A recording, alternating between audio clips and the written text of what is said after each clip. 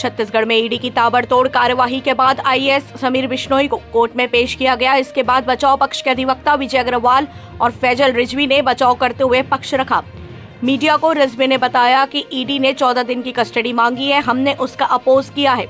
IT raid पहले हुई थी, जो भी मिला है वह इनकम टैक्स में मिला है, वह ईडी के शेड्यूल ऑफिस में नहीं आता है।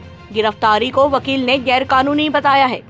रिजवी ने कहा कि किस बेस पर उन्होंने गिरफ्तारी की है उसकी जानकारी अभी दी जाएगी। सुनवाई कोर्ट में अब भी जारी है। बचाव पक्ष के वकील विजय अग्रवाल ने कहा है कि ईडी ने जो मेथड अपनाया है वो गलत है। ईडी ने गिरफ्तार किया है वह इल्लीगल है।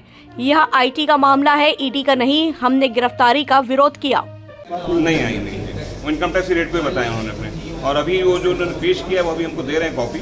जिन्होंने ऑब्जेक्शन क्या लगाए, रिमांड में जो क्या पेपर पेश किए उनको दिए नहीं थे, तो अब वो देने को तैयार हुए कि उन्होंने किस बेस पे रिमांड ले रहे हैं, वो पेपर अभी देंगे, अभी दिए नहीं है। आप लोगों ने कहा कि इल्लीगल है, still pending.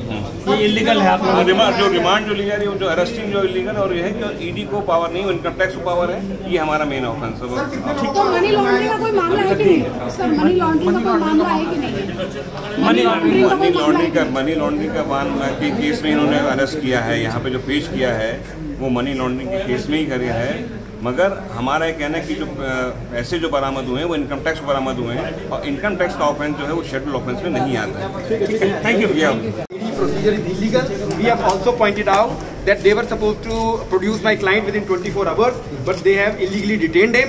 They picked him up at 11th. They are producing him on 13th. So my constitutional rights of my clients have been violated. Moreover, all their search proceedings and every proceeding is forged and it is antedated. So rather the fingers are being pointed at ED. So we have argued the court has reserved notice. ED ने क्या कहा sir कि कुछ ED is talking about some unaccounted cash. So we have pointed out the judgment of Vijay Madan Lal Chaudhary that it is not income tax. That is the job of income tax, which is not a scheduled offence. So in this case, in the FIR, there is no predicate offence, no scheduled offence. So we have told the court that the court does not have the jurisdiction to exercise over our client. Thank you. Thank you. वो ये 14 दिन की remand मांगे इन्होंने। हिंदी में बोल दो।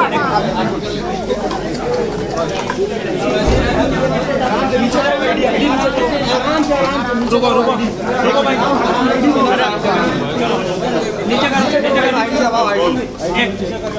भैया बताएंगे ईडी ने 14 दिन की जुडिशियल अपना कस्टडी मांगी है अपनी। ईडी की कस्टडी में उनको और कोई पूछताछ करना है। उसमें जितने भी वकील हैं, हमारे सीनियर लॉयर साहब हैं, उन्होंने उसका अपोज किया है कि जो अरेस्ट है वही गलत है, और ईडी में जो है इनको रिमांड नहीं दे सकती, क्योंकि जो कह रहे हैं कि आईटी रेड पहले हुई थी, तो आईटी रेड जो हुई थी वो आईटी का काम है, ईडी का काम वो नहीं है। इनकम टैक्स ने अगर जो रेड करी है, इनकम टैक्स को पैसा में मिला है, वो इनकम टैक्स जाने की, ईडी उसमें शेड्यूल ऑफेंस में इनकम टैक्स का ऑफेंस नहीं आते हैं, इसलिए जो है वो तो उसमें भी बहस हो गई है। और अभी देखिए कि उन्होंने 14 दिन की रिमांड मांगी है कस्टडी के लिए और पूछताछ करने के लिए। सबने अपोज किया है कि कस्टडी में अपना रिमांड ना दिया जाएगा। ये जो रकम बरामद की है कि सोने की बात नहीं, वो सब जो पुरानी जो रकम है, वो जो है पुरानी जो रकम है, वो जो इनकम टैक्स रेट करती उसी को ही बताए हैं इन्होंने वहाँ पे कि इनकम टैक्स में रेट करके इतना मिला है। तो इनकम टैक्स का जो है शेड्यूल ऑफेंस में नहीं आता, ये हमारा हुक्म है। सर ईडी ने